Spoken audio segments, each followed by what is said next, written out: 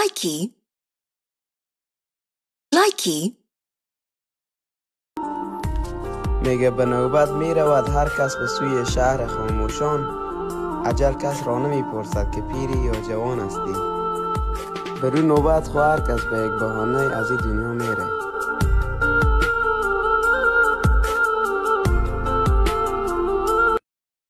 Likey.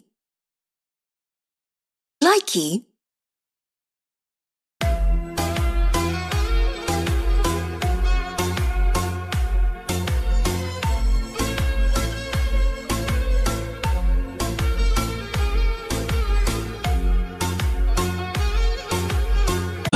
لا لا لا لا لا لا عروسه که من بخواب نبینی مردن منو موهامو زدم بای به هم میاد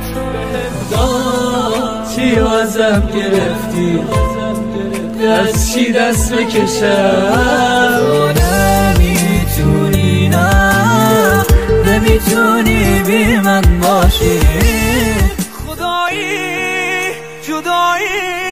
سلام دوستای عزیز، کلمه را که روی صفحه موبایلتان میبینین لا اله الا الله الملک الحق المبین.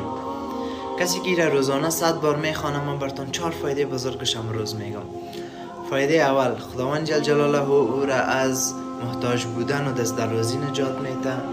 فایده دوم، از عذاب وحشتناک و خطرناک قبر او را الله متعال نجات میده. فایده سوم، از آدمای ثروتمند و مالدار و